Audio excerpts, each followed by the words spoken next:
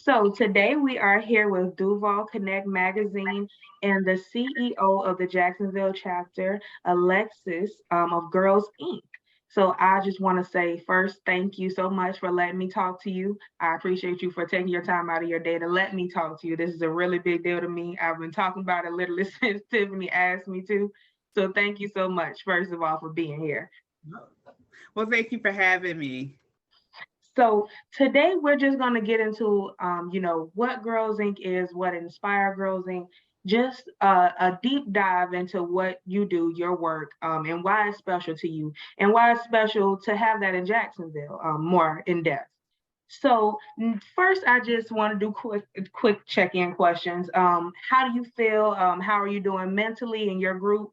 Do you feel like your group is at a good point? How is Girls Inc.? I think Girls Inc. overall as an organization, like any other, we're growing. We've added some new staff, some new programs this year. We have just undergone a lot of changes in the last year, in terms of just leadership, myself coming in as the interim, just some internal promotions, some uh like Tiffany, for instance, coming on board. So right now we're just in, I think a couple of weeks ago, I described it as we are evolving right now. And I'm just hoping everybody can stay on board and stay on track, and hopefully we can all move forward towards our end goal and our shared vision. Gotcha. Love that. And so, first, I want to just do a little background. So, can you share with me a little about the history of Girls Inc. as an organization, how it got started, the purpose of Girls Inc., and why you guys chose a gender-based curriculum? So Girls Inc. National actually started in 1865, post Civil War. And it was a program that initially was created to help girls with life skills following the Civil War. So everything's in ruin, it's the Reconstruction era. And then over time, it just kind of evolved through different movements, civil rights movement, social justice movement, women's rights movement, to become an organization where we focus on developing the whole girl academically, socially, shoot, even spiritually, mentally, and physically. And we call those our core essential services, or Strong, Smart, and Bold, which is pretty much healthy living, academic enrichment, and the life skills development. The end goal of Girls Inc. is to help young girls, specifically young girls of color, to transition into young adulthood with the tools and the resources that they need to be successful. Gotcha. And so it is to my understanding that Jacksonville is just one of 1,600 different chapters.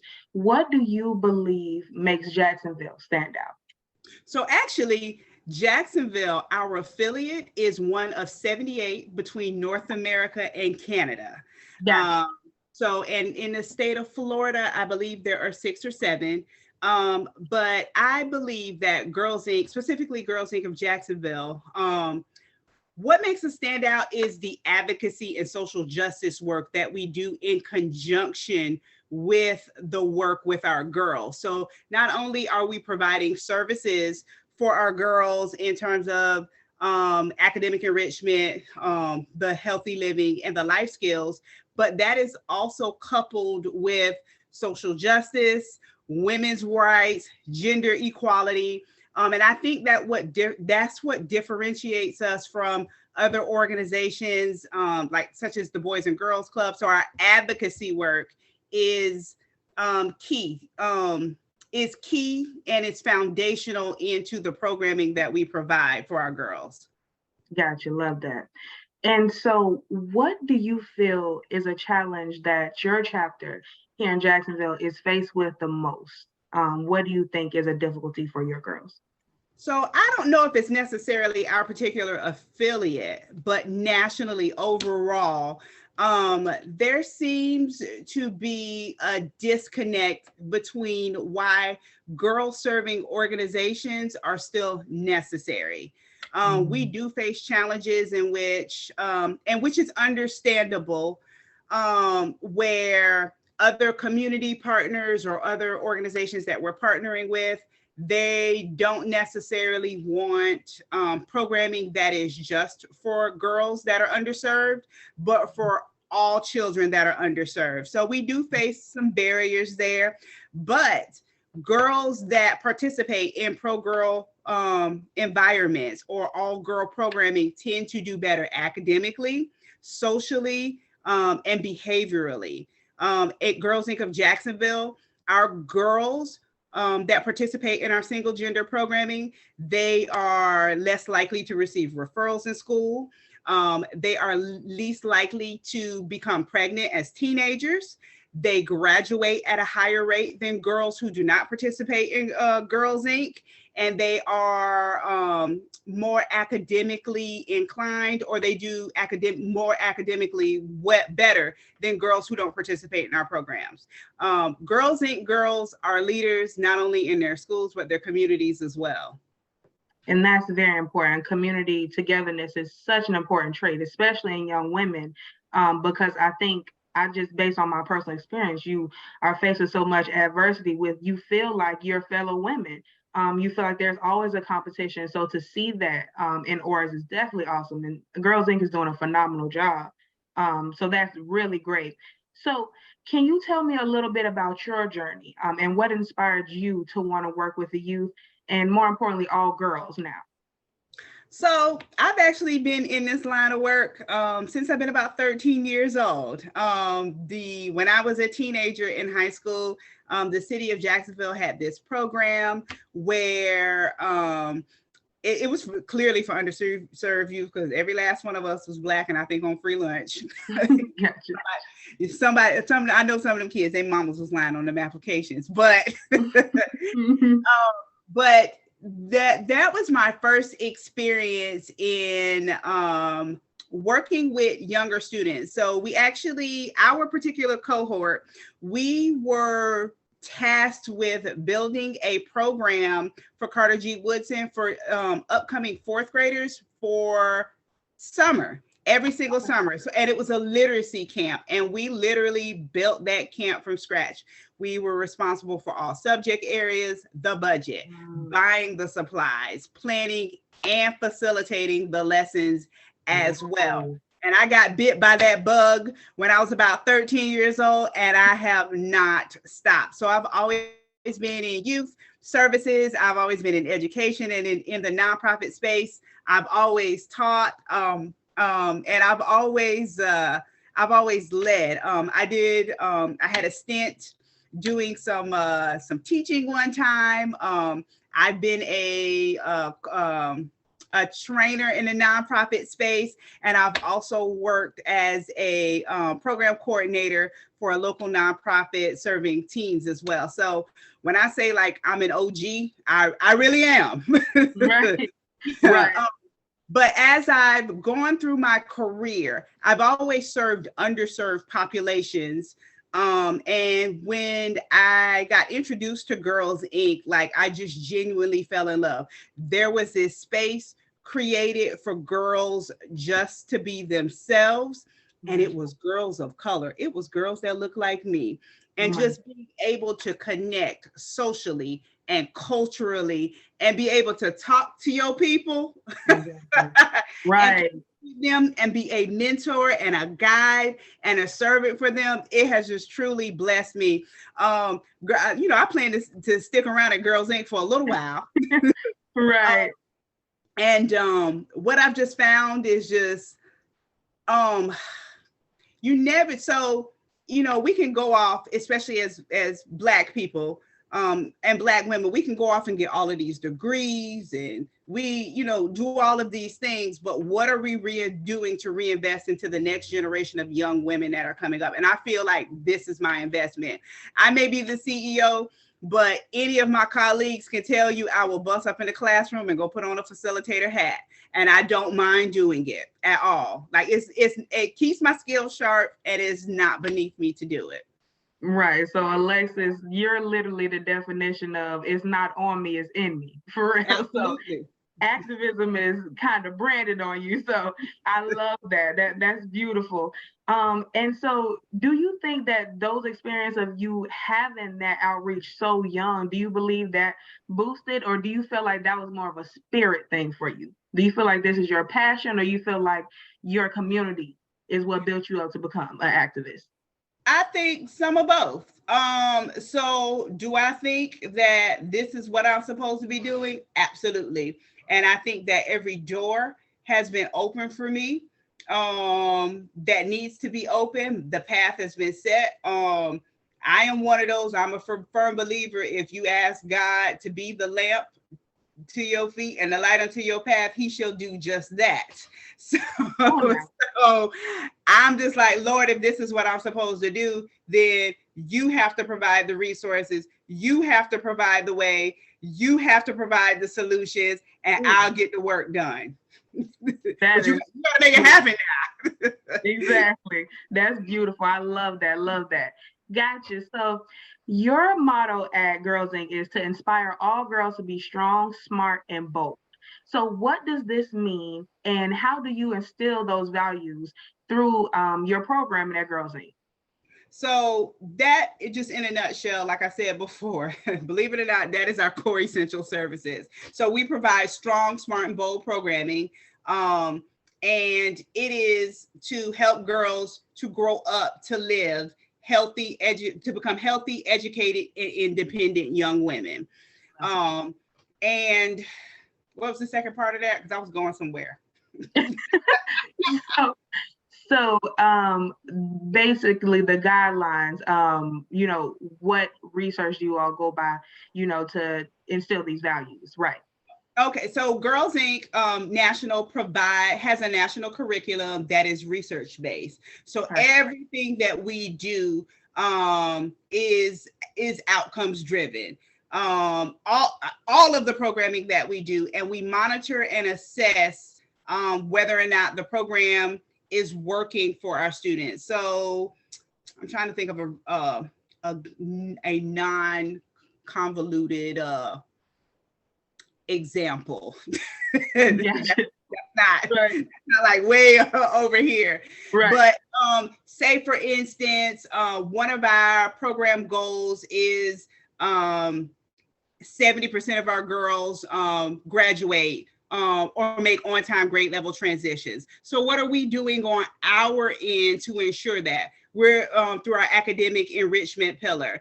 We're providing mentoring. We're providing tutoring, literacy programming, STEM programming, and all of those programs are evidence or research-based, and they help to tie to that end goal of those girls transitioning into the next grade level successfully.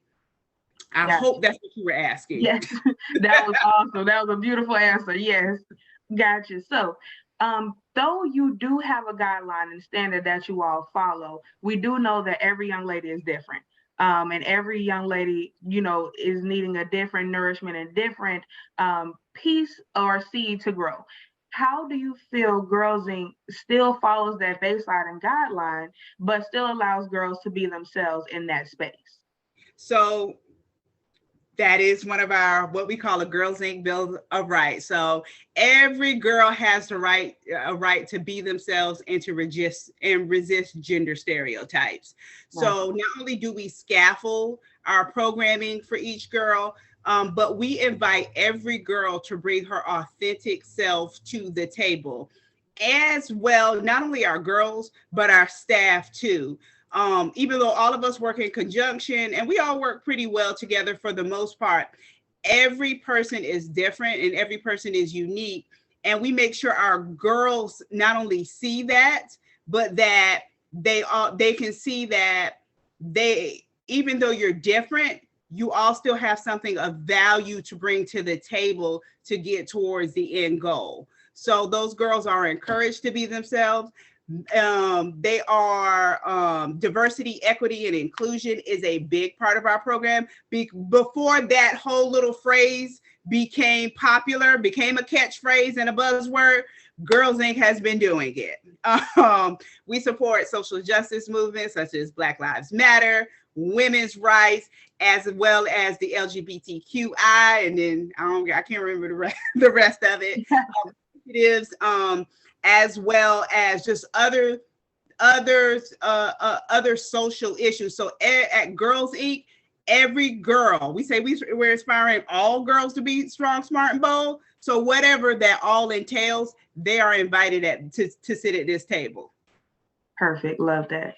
And Tiffany, you had your hand up. Did you want to jump in? Yeah, I just wanted to give a fun example of that. So over the summer, we did girls camp, a Girls Inc. camp. And one of the things towards the end is we did a tea party. Now at this tea party, all of our girls can dress up and be whoever they want to be.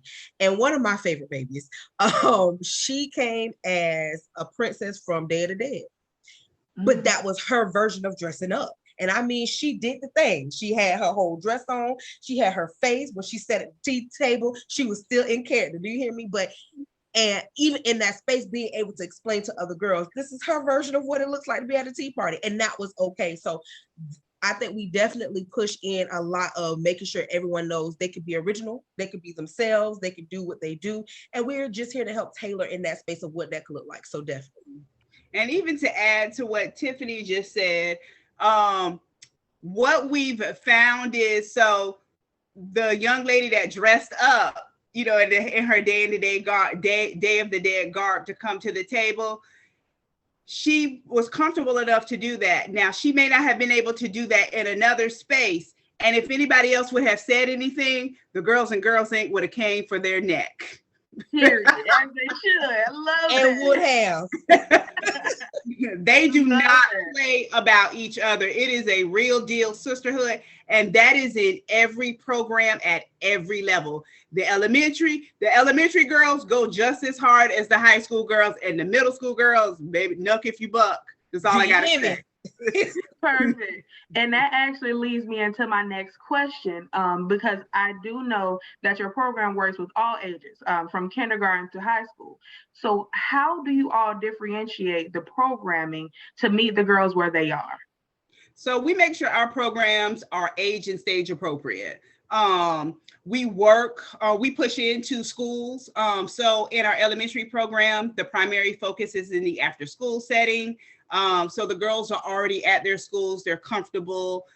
It's their own environment. They know the teachers, and we're coming out every afternoon. In our middle school program, it is day programming, and it's part of the specials block, or it serves as an elective for either healthy living or healthy sexuality programming. So those girls are familiar with that space as well. And in our high school program, we're pushing in the afternoon as a club. Or we're serving as a standalone club, or we're pushing into additional clubs. So the environment itself, the girls are absolutely familiar with, and we're just literally bringing our age and stage appropriate curriculum to them. Gotcha. Perfect. And that actually is perfect that you said that, because I was going to ask, do you feel like Girls Inc. is more impactful now that it is in schools? So the fact that Girls Inc. is inside schools, do you feel like that is impactful? And do you feel like the school has been receptive of your program? And how has that looked as far as change goes in your community and what the girls are used to? Absolutely. Our school partners are awesome. They advocate for us. They advocate for us to be there. If I had more money, I would be at more schools. We probably get a call maybe once a week from someone saying, can you come to our program, or can you come to our school and serve our girls? And I'm like, well, we could talk partnership. Most definitely. But I gotta have money to pay people to come there. But they've seen the impact of our programming with their girls at maybe a colleague school. So principals talk to each principal. They know each other. Y'all think they don't? They know each other, and they usually advocate for on our behalf to other principals and say, well, I don't have those behavior issues because I have Girls Inc. at my program, at my school. One of our schools, the girls that were participating in Girls Inc., none of the girls had referrals that school year. And she was telling another one of her principal friends, and her principal friend called and was just like, hey, I heard right. that the girls in your program act well. How can I get you over here? Exactly. So having them to be our biggest supporter for programming has just been an absolute blessing. It's one thing to show on paper. We have the data, we have the research, we've done the surveys, that's great. But to have two of my biggest advocates have been the girls themselves and the school principals or our community partners. And believe it or not, the connections really come from our relationships with them. Perfect. Love that. And so as we're getting closer to the end, I wanted to talk a little bit about your faculty and staff, because I know they are a big part of what you do. So I know that your staff are organizers and activists actually in the community. They're here every day. They're on the ground working. How do you find your staff, number one, and what makes them stand out? What do you believe makes them stand out? Okay, I'm back, y'all. My internet was, can y'all hear me? Yes, we can. Okay, my internet just, and I saw the thing go completely out. Gotcha, you're good. I'm gonna start over. So I wanted to talk a little bit more about your faculty and staff. So I know a lot of your staff and faculty are actually organizers themselves, activists who are on the ground, who already do this work outside of Girls Inc. So number one, how do you find your staff? And number two, what do you believe or stands out to you? So we try to make sure that we recruit people that are a good fit for Girls Inc. Not only Girls Inc. National, but Girls Inc. of Jacksonville as an affiliate that share the same, I won't say moral compass, but standards and values as Girls Inc. As an organization. We also try to make sure that the people that enter our organization are reflective of our population. 86% of our girls are Black, and Black girls need Black faces to see. So, that even goes the same for our board. We try to make sure that our board is reflective of our population, because the norms, the cultural norms, the societal norms we different, y'all. and we speak each other's language. Not to say that the other girls, the other 20% of girls or so are being ignored, because there is representation at every level for them as well. But we try to make sure that we have people on our team that are go-getters, that really have a passion for this line of work, that want to see girls of color succeed and be successful, and that they themselves are women of color who have had journeys that they can share, and that those girls can glean and grow and learn and grow from as well. I'm just about to brag, like I not ask for a better team. Everybody is just like, I can't even describe it. They are just, they are here for the work. They are here for these girls. There's like no hidden agenda. I don't know if y'all ever had a teacher where if the class was acting up, the teacher just sit at the desk and be like, oh, I'll just get a check anyway. I'm gonna get paid regardless. I don't have that kind of crew. Gotcha. And I'm just so grateful for what they bring to the table, the level of work, the skills, the experiences that they bring. I don't want them to see I don't want to see anyone to go anytime soon. I mean, when I leave, y'all can go wherever, but while I'm there, because their thoughts, their talents, and their gifts are needed at this table. Perfect. Gotcha. And so just a few closing out questions for you. How do you feel Girls Inc. sets the tones for nonprofits and other organizations in the city of Jacksonville? I'm not gonna be petty. Hey, do what you need to do, baby. I think we set the tone in terms of that this isn't about just making the numbers and filling the slots and filling the seats for a contract. Even if we didn't have the contract, we would still be doing this work. To be honest, we were doing this work before we had the contracts. Yeah. So this is tied to purpose and passion. And you have to have the desire to see girls glow, to pretty much glow up and grow, to be able to do this line of work. This ain't, and Tiffany will tell you this in our interviews, we are 100%. We keep it 100 and we are straight up. We say Girls Inc. ain't for everybody, because it's not. It really isn't. You have to put in hard work. You have to be able to roll up your sleeves. Now, we have a good time while we do it. We laugh and joke and play, and we do the most at work. But when it comes down to our girls, we are serious business. Perfect. I love that. And that's so true. There needs to stop being placeholders. And there needs to be more people, like you said, that if there was not money in the work, that they would still do the work. That's so important, because that's where you're going to find the most genuine, people. So I agree that is so very important. So yes, listen, and I'm all with being petty now. I feel like Girls Inc. definitely set the tone for a lot of organizers. So please do. What I wanted to leave with, I know since the dawn of time, there has been a revolution of women standing up for themselves, speaking out against problems that they feel should have been resolved and should have never began. How do you feel like Girls Inc. Jacksonville steps in and is a part of that social justice change? And how do you all encourage your girls and empower them to stand up for themselves and to advocate outside of Girls Inc. Jacksonville? Oh, I like this question. So not only do we advocate as an organization on behalf of our girls, but we equip them to advocate for themselves as well. Especially in our BOLD, what we call BOLD programming. It's all about leadership, civics, and advocacy, and how to make choices that will be not only positive for your life, but positive for your community.